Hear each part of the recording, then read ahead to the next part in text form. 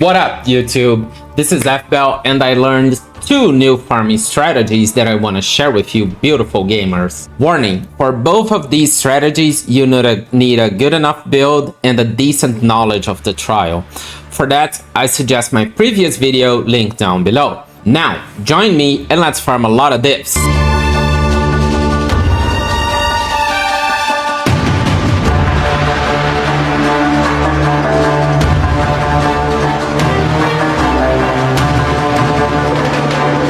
Strategy 1. It consists of getting medium relics with the merchant has X additional choices and reduce merchant prices.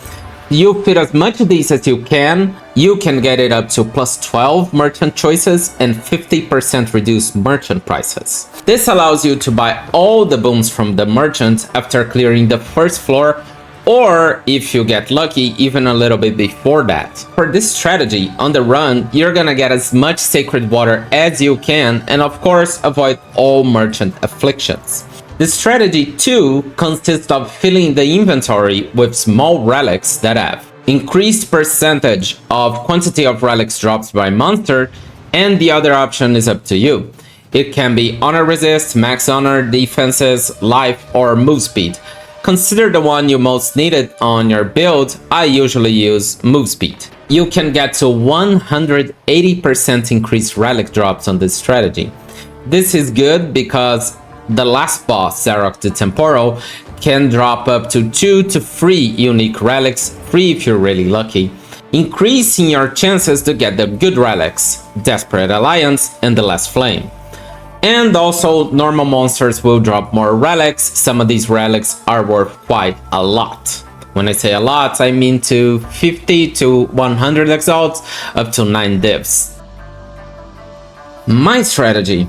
I like to mix them both and get the merchant buffs plus 100% relic drops with some extra move speed. Then, whatever I can do to help my honor with the space I have left. I'm using my minions Gemling build with Blink and Leap's Land to run it. Only because I love playing with minions, and the Gemling because the Gemling is broken. You join the cult of the Gemling. Right now in this patch, it's fucking broken. So, use it before it gets nerfed. It's broken. The build guide for this week will be released as well. Useful trial tips. Blink not only makes the trial faster, but can also get past gauntlet doors. This can be done with ice walls by putting an ice wall right in front of the gauntlet door, or just by going near it and blinking. This is clearly a bug. Depending on when you see this video, this will be fixed. Sometimes I like to combo Leap Slam with Blink, sometimes it works, sometimes it doesn't.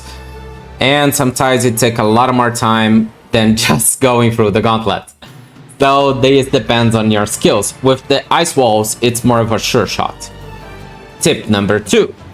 Always avoid merchant affliction. The merchant is one of our biggest allies in this trial, and certain things like merchant has only one choice, increased merchant prices, can really get us in a tough spot. 3.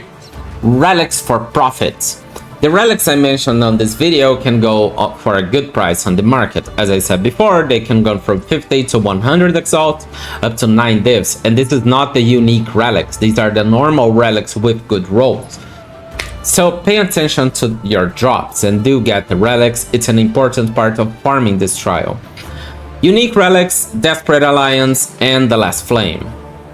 The Last Flame, I like to sell. If you want to farm Temporales, then just use it, but I really like to sell. I think it's worth more.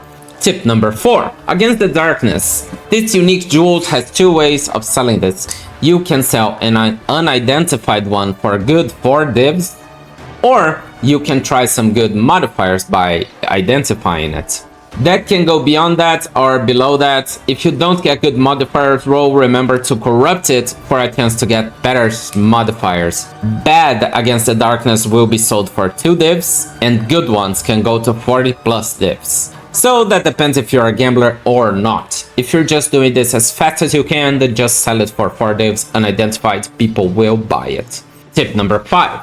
How long does a full trial take? The ideal timing for this is to do it around 20 minutes, so you can get the most out of your time and profit.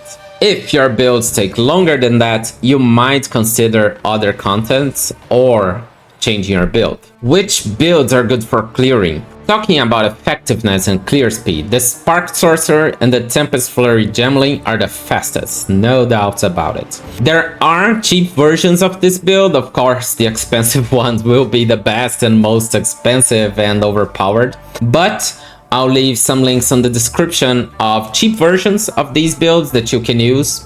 I'll also leave the link in the description of my build guides that I'm using with minions. In this part, I like to remember you guys that this is a game, so let's have fun playing it.